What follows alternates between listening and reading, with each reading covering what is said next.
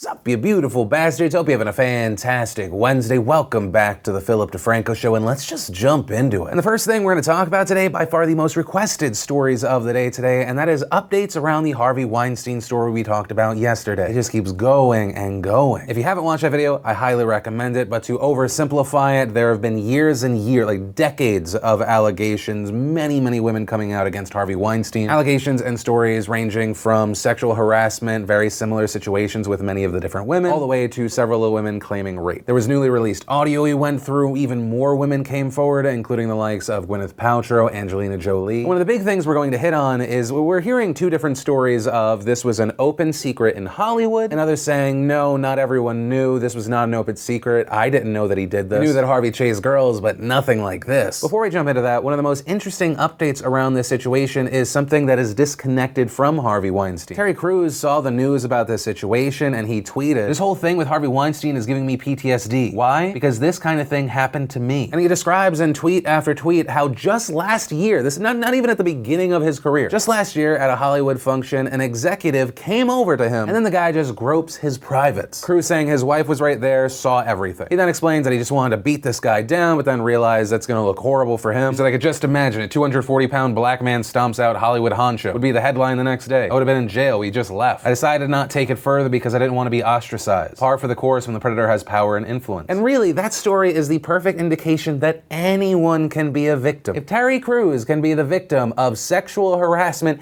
anyone can. I saw stories popping up and people kind of sharing jokingly, like, do the rock test. The idea being, if you're thinking about doing something to a woman or around a woman, you ask yourself, would I do that if that was the rock? And to that I say, one, hopefully to treat someone with respect or how you would like to be treated. We don't have to imagine they are the rock. Two, and I'm not trying to change the story here, it's a bit dismissive that men can also be victims. Understand I'm not trying to take away from the female victims of this Harvey Weinstein situation. And three, as we see with the case of Terry Crews, it doesn't matter if someone's like a big, strong man that people like. You have people in this world that are so scummy, so high on their own power that they don't even see people as other people and they try and do with them as they please. So thank you to Terry Crews and all the people coming out now sharing their stories. Every time we see someone do this, they help take away the stigma around announcing that you were the victim. Then we got an update around Harvey Weinstein's wife. After the accusation came out, Weinstein told the New York Post, quote, "She stands 100% behind me." But it turns out today, Harvey, she's not standing behind you, she's walking away. Georgina Chapman released a statement saying she is leaving Weinstein, saying, quote, "My heart breaks for all the women who have suffered tremendous pain because of these unforgivable actions. I have chosen to leave my husband. Caring for my young children is my first priority, and I ask the media for privacy at this time." Then we had Lindsay Lohan taking to Instagram to defend Harvey Weinstein. She later deleted that video, but the internet's a thing, so let's watch. I feel very bad for Harvey Weinstein right now. I don't think it's right what's going on. I think Georgina needs to take a stand and be there for her husband.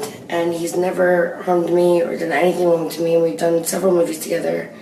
And so I think everyone needs to stop. I think it's wrong.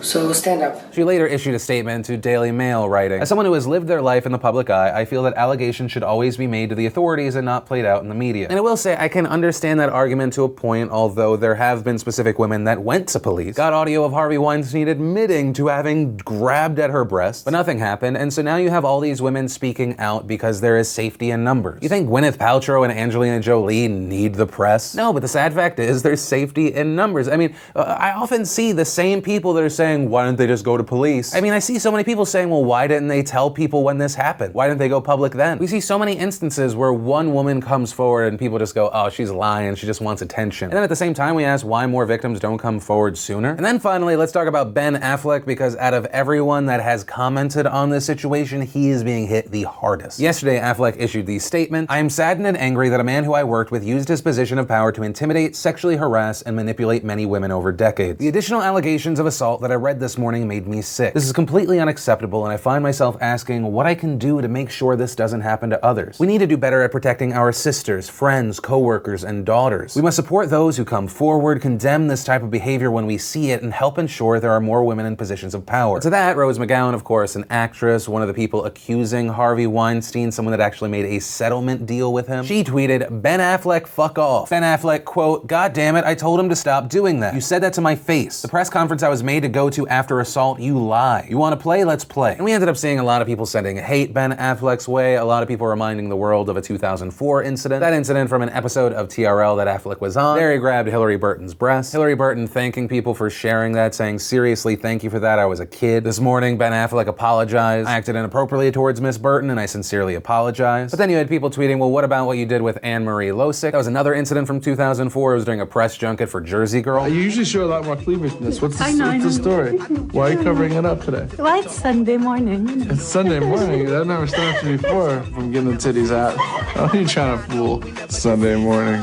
You could be in church, you usually have that rack on display. Then many, including Rose McGowan, bringing Casey Affleck into the situation. Rose tweeting, Ben Affleck, Casey Affleck, how's your morning, boys? This seeming to reference Casey Affleck's own sexual assault allegations. There were two in that story, allegations that he grabbed a woman violently, that he snuck into a woman's bed without her consent. Those incidents were settled out of court. But back to Ben Affleck, what we're talking about there are two stories. One, his own personal conduct 13 years ago, but the bigger story in connection to Harvey Weinstein are the accusations from Rose McGowan that Ben Affleck knew. And so around this whole situation, I pass the question off to you, what are your thoughts on this whole thing? Do you feel like Ben Affleck and or others knew about this, that it was an open secret, or no? Also, specifically regarding Ben Affleck, what are your thoughts with his brother being accused of something, settling? We didn't really hear from him there, but we hear from him on the Weinstein story. So a lot of people talking about that, so I'd love to know your thoughts there. But from that, I want to share some stuff I love today and Today in Awesome. The first bit of awesome is some weird facts awesome. Seeker just put out a video titled, Sticking a Penis into a Nostril, The Wild Story of Octopus Sex. And it is actually genuinely interesting. The more I hear about octopuses, the more I think of them as weird monsters who shouldn't exist outside of someone's daydream. Then I want to share a quick video from Nintendo, but I'm not going to actually show that video in this video, because despite me liking a lot of their original games, their systems, they're dicks when it comes to rights issues, and I'd rather my video not get claimed by Nintendo, but they did put out a fantastic video called Jump Up Superstar. I highly recommend it. Then I gotta share this video from Bill Wirtz, and I'm not gonna tell you what it's about. You just have to experience it. Side note, don't be on drugs when you watch it. Or do, and let us know how that worked out. And if you want to see the full versions of everything, I just shared the secret link of the day, anything at all. Links, as always, are in the description down below. And then let's talk about a huge update around the Alex Wubbels story. If you don't remember, we talked about this a few weeks ago. Alex, you might remember, was forcibly, aggressively arrested by a Utah police officer by the name of Jeff Payne. This because she refused to let him draw blood from an unconscious crash victim. And some background there, police were involved in a high-speed chase. The person they were chasing ran into another car. The person hit by the suspect police were chasing was the one in the hospital. And according to hospital policy, the police needed a warrant, patient consent, or needed to have the patient under arrest in order to draw blood. That's why it's important to point out that the victim wasn't actually the person police were chasing. There was no arrest. There was no reason to suspect anything was wrong with this guy. The head nurse on staff, Alex Wubbels, informs police of this. They get very angry. They end up arresting her. We later see Lieutenant James Tracy also get involved, and all of this was recorded on several body cams. No, we're done.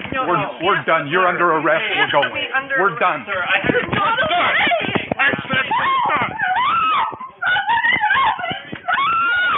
we're done.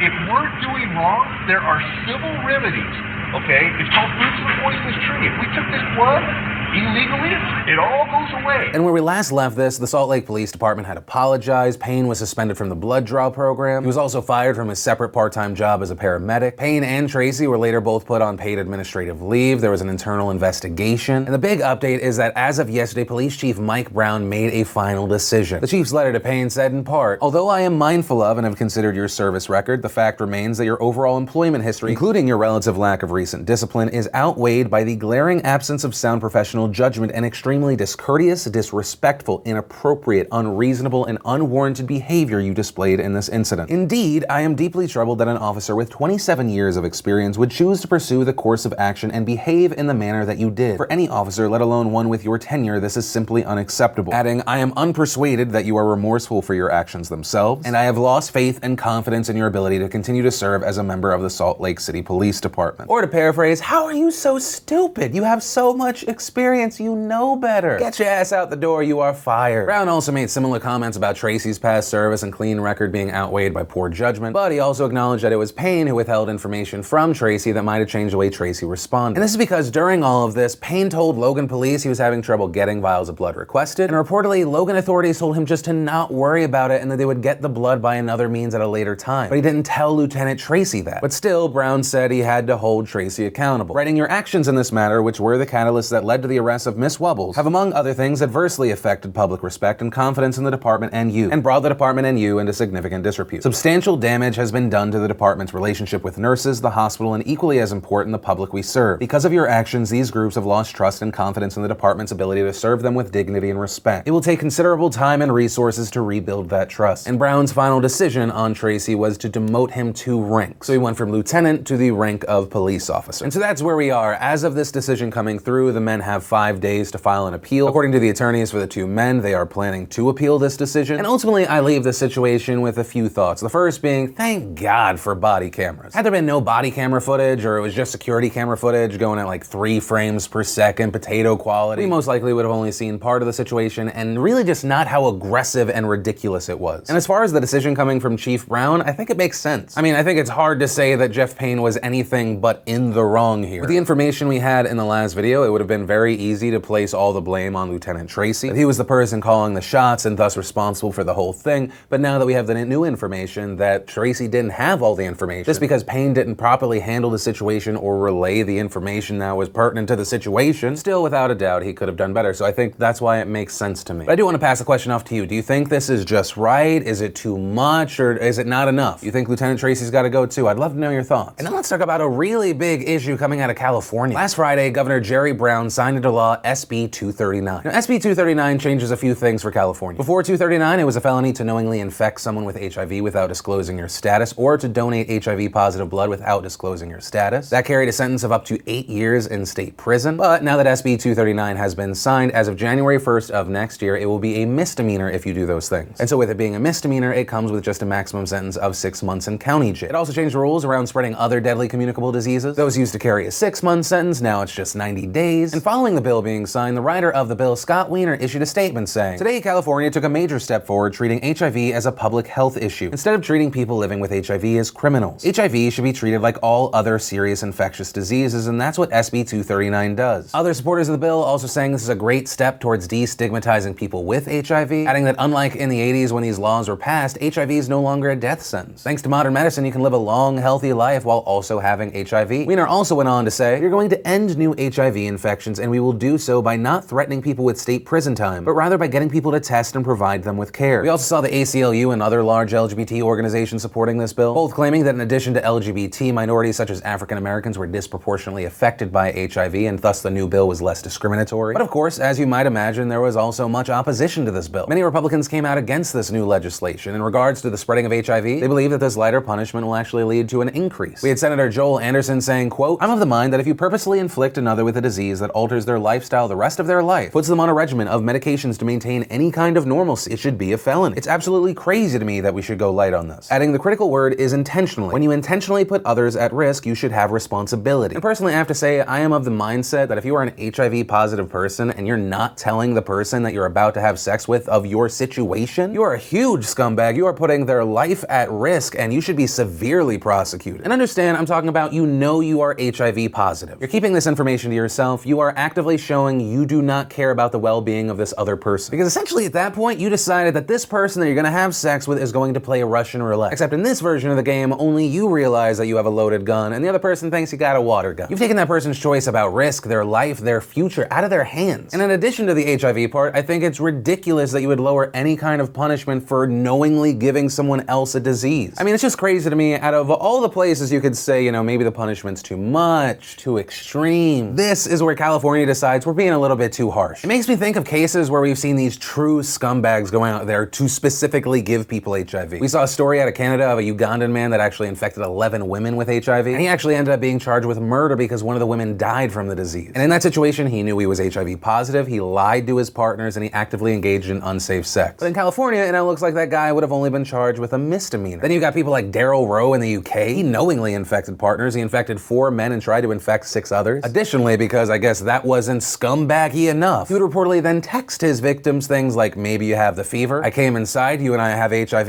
lol, oops, I ripped the condom, you're so stupid you didn't even know. But down in California, we want to say, well, that's a slap on the wrist. And understand, I do agree that we need to take away the stigma around HIV. I think people should go out there and get tested and be safe, and we should also be promoting better access to education about the disease. Help people understand the disease and how those who suffer from it aren't untouchable. But that and what we're talking about with this law is a completely different situation. And then let's talk about the fires in California. Two main areas had wildfires break out, one near Anaheim Hills and one near the North Bay. First, let's talk about the Anaheim Hills fire. You might have also heard it called the Canyon 2 fire. This one was right next to major housing developments in Orange County. I personally first found out about it not because I saw pictures of the fire, but I saw pictures from Disneyland. The fire was 13 miles away, but it made Disneyland look like it was Disneyland, but in Mad Max. Reportedly, the blaze started around 9:20 a.m. on Monday. By Monday night, it had burned 6,000 acres. 5,000 homes were evacuated. 3,500 of those were under direct threat from the fire. And while some buildings have been destroyed, firefighters have managed throughout the last 2 days to keep many buildings safe. The fire has now burned through 8,000 acres, but is considered to be 45% contained. And additionally, evacuation orders have been lifted and families were allowed back. And then we had the North Bay fire, which is actually a series of fires. They're just in the same general area. Two of the major areas affected are Santa Rosa and Napa. And as of this morning, it's unclear when and how the fires started on Sunday. And this is still a developing situation. There are reports of only 4% containment in some small areas. Collectively, the fires have burned 122,000 acres. CAL FIRE has had to pull firefighting forces from across the state to help combat the blazes. 20,000 people had to be evacuated. There's still an evacuation order in effect for much of Santa Rosa and Napa. Firefighters have been prioritizing lives and personal homes, so the businesses in the area, such as hotels, are being evacuated but then left to burn. The fires have reportedly destroyed 200 buildings so far, that including large hotels, vineyards, and homes in the area. And of course, this isn't just about land and property. There have been claims of human casualties. Reportedly, over 100 people are being treated for injuries caused by the fire. There are reports coming in now saying 21 people have died. And to make it even harder, 2 hospitals between Santa Rosa and Napa had to be evacuated. And reportedly, around 300 people are still missing. And that's where they say the speed of the fire comes into play. According to CAL FIRE, the winds were gusting at around 79 miles per hour on Monday. Reportedly, the embers have moved in excess of 50 miles per hour. And the crazy thing is this doesn't even cover all of the fires happening in California right now. Like, this is what we're looking at right now. And all of this is just so heartbreaking and horrifying to see. And so I want to end this story because I often find people saying, how can I help? You can help the Red Cross in one of 2 ways. One, there's obviously the donation route, but also the Red Cross has asked for volunteers in evacuation centers. You can sign up online to assist the evacuees. I'll link to it down below. And I know it's just words, but I do want to say send my love your way if you're affected by this, and I'm hoping you're staying safe. And that's actually where I'm going to end today's show. And remember, if you liked this video, you like what I try and do on this channel, hit that like button. If you're new here, hit that subscribe button. Also, if you missed yesterday's Philip DeFranco show, you want to catch up, click or tap right there to watch that. Or if you want to see today's brand new behind the scenes vlog, click or tap right there. But that's it, of course, as always, my name's Philip DeFranco. You've just been filled in. I love yo faces, and I'll see you tomorrow.